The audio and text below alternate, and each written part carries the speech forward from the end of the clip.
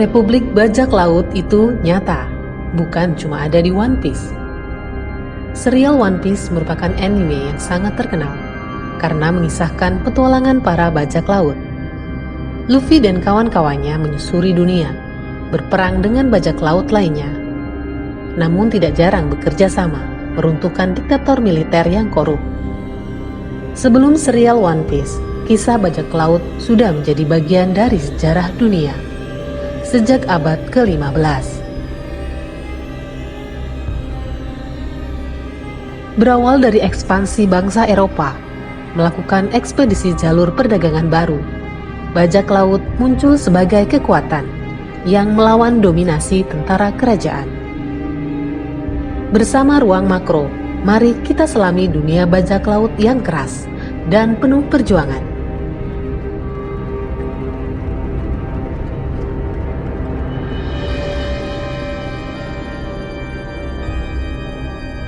Bila kita memasukkan kata kunci King of Pirates atau Pirate King di mesin pencari, hasil yang pertama muncul adalah Monkey D. Luffy. Karakter utama dalam One Piece yang memimpin komplotan bajak laut topi jerami. Lalu, apakah ada raja bajak laut yang eksis di dunia nyata? Jawabannya adalah ada.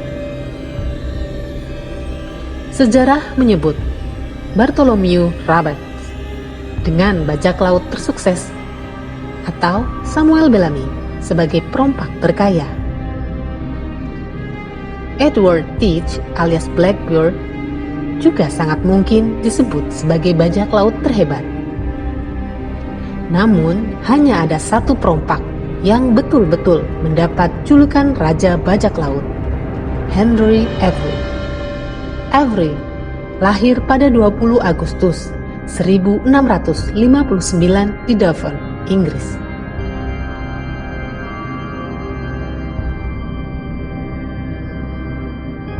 Avery beroperasi di Samudra Atlantik dan Hindia pada pertengahan 1690. Era yang dikenal dengan sebutan The Pirate Round, periode kedua dalam Golden Age of Piracy. Ia punya banyak nama dan sebutan. Kadang disebut Henry Avery, Jack Avery, John Avery. Nama samaran seperti Benjamin Bridgman juga ada. Julukan King of the Pirates disematkan oleh orang-orang sejamannya.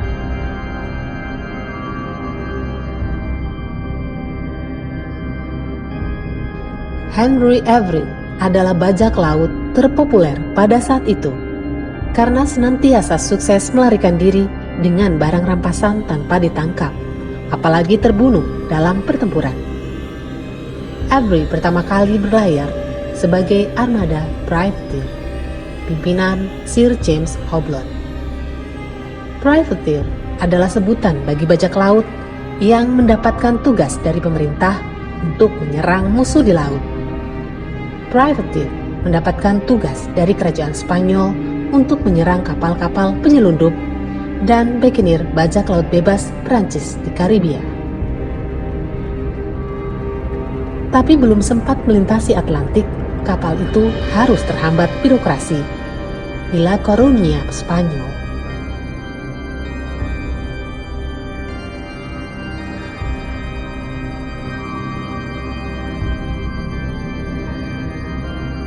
Hambatan birokrasi membuat kru Hobson terkatung-katung di pelabuhan dan kekurangan stok makanan. Dalam situasi seperti ini, Avery memprovokasi kru lain untuk memberontak ke Hobson. Pemberontakan sukses, dan Avery didapuk menjadi kapten anyar. Kapal utama berkekuatan 46 meriam itu ia beri nama The Fancy. Dan kru beranggotakan 85 awak itu berangkat menuju Samudra Hindia. Sepanjang perjalanan, kelompok Avery membajak sejumlah kapal, di antaranya kapal perompak Prancis, 2 kapal Denmark, dan 3 kapal dagang Inggris.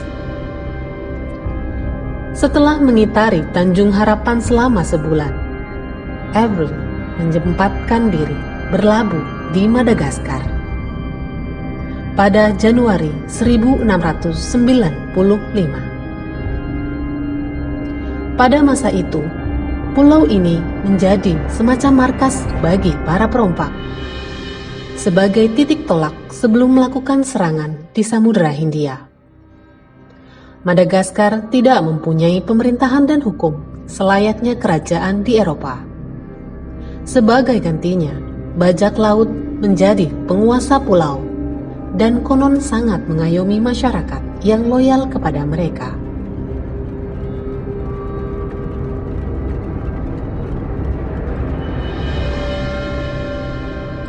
Avery tinggal cukup lama di sana dan melakukan banyak hal, termasuk memodifikasi The Fancy menjadi kian lebih cepat dan merekrut 40 awak baru. Selain Madagaskar, beberapa pulau lain yang dikenal sebagai markas bajak laut adalah Kepulauan Karibia dan Nassau. Kalian pasti tidak asing dengan film besutan Disney, Pirates of Caribbean.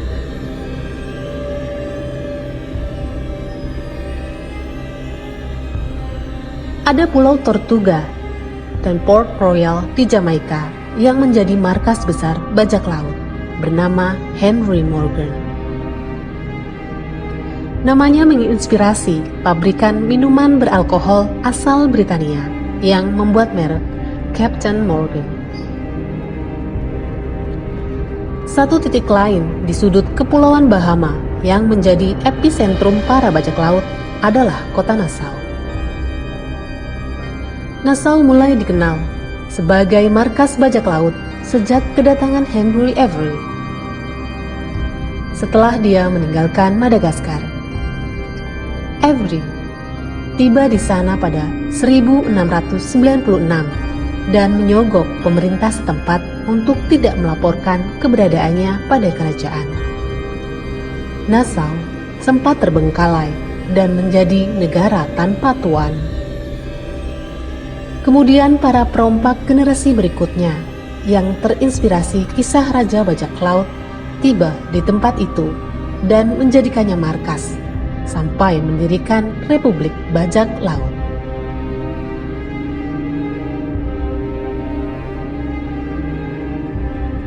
Apa itu Republik Bajak Laut?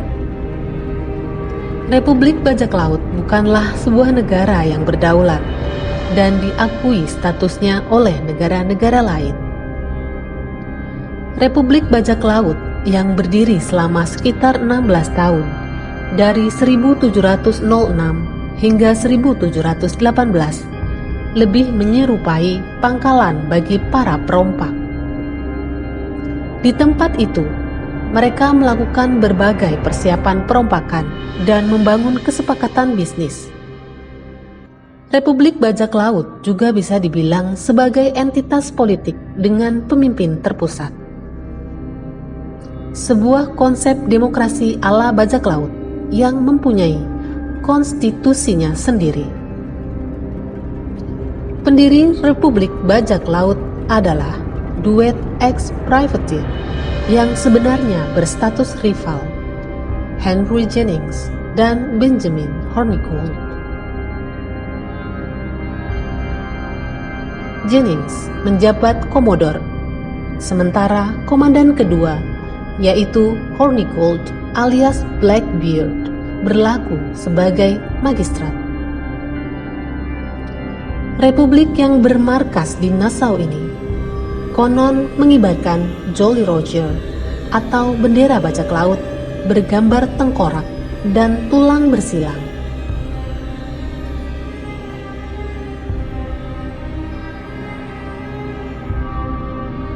Nassau dipilih lantaran posisinya strategis, mudah dijangkau dari Selat Florida.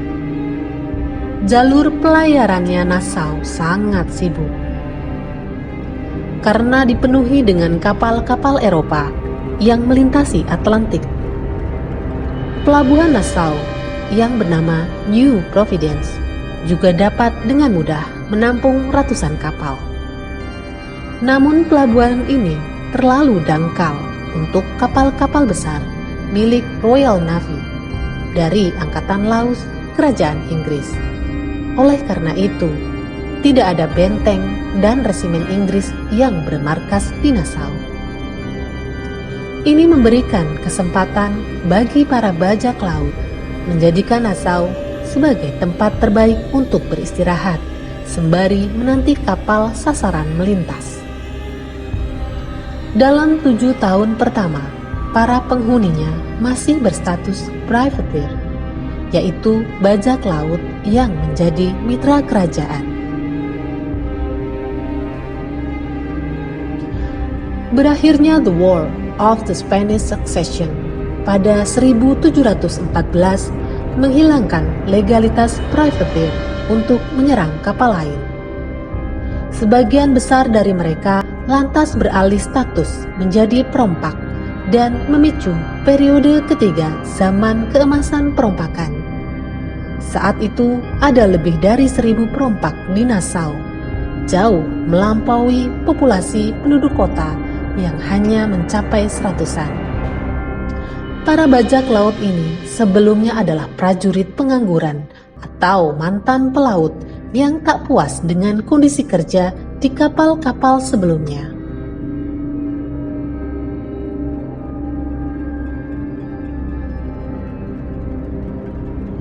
Sebagian perompak juga adalah orang-orang Jacobite yang berniat memulihkan garis monarki Stuart yang baru saja digulingkan di Inggris. Beberapa sumber bahkan menyebutkan Nassau menampung para pelacur dalam jumlah yang setara dengan para perompak. Praktis, tanpa diniatkan sekalipun, kota ini sudah menjadi markas alami bagi para perompak. Karena semua yang terjadi, tidak heran jika perekonomian Nassau menggeliat, setidaknya untuk urusan minuman keras di kedai-kedai, tempat favorit nomor 2 bagi para perompak sehabis rumah bordil.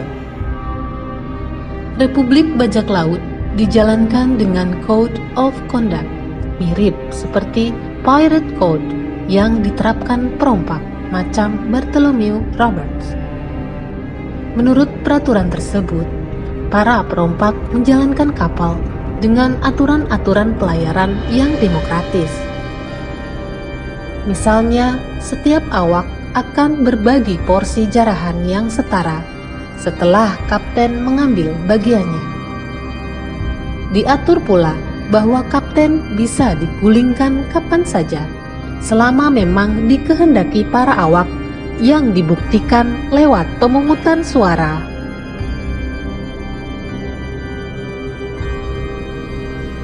Lebih lanjut, orang Afrika dan Irlandia dikatakan bisa menjadi anggota kru yang setara. Sebelumnya, kebanyakan awak berasal dari Kerajaan Britania.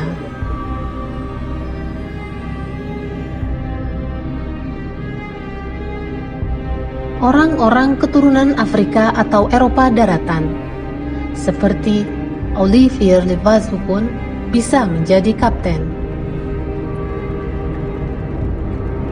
Code of Conduct Republik Bajak Laut bahkan lebih maju ketimbang Pirate Code Bartholomew Roberts dalam hal kesetaraan gender. Banyak kapten yang masih percaya perempuan adalah pembawa sial, dan karenanya melarang mereka ada di kapal.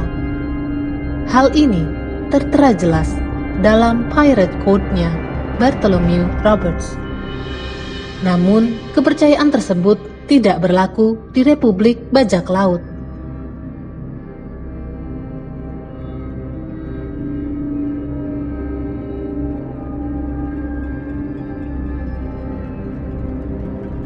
Salah satu kapten Republik Bajak Laut bernama Calico Jack Rackham justru tercatat memiliki 2 kru perempuan, Anne Bonny dan Mary Read.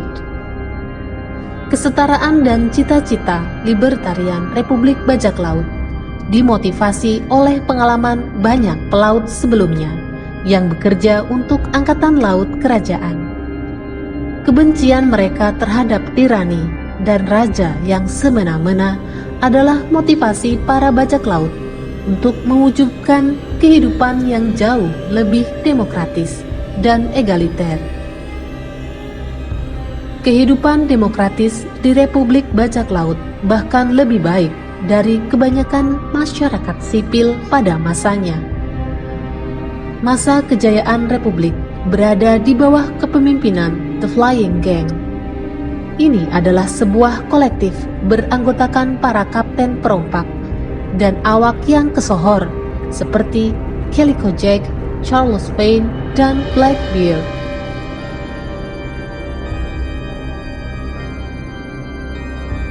Mereka berhasil menjadikan Nassau sebagai pangkalan permanen bagi para perompak pada 1715. Ketika itu, perompak menggelontorkan dana yang besar untuk membangun kota. Dana didapat dari hasil jarahan kru bajak laut Jennings dari armada harta karun Spanyol yang karam di pesisir Florida pada tahun yang sama.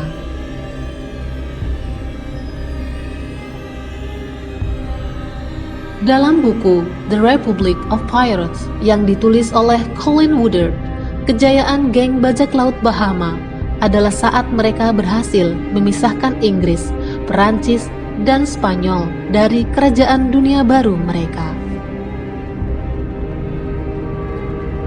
Geng bajak laut Bahama bahkan mampu memutus jalur perdagangan, menghambat pasokan budak ke perkebunan gula Amerika dan Hindia Barat, juga mengganggu arus informasi antar benua.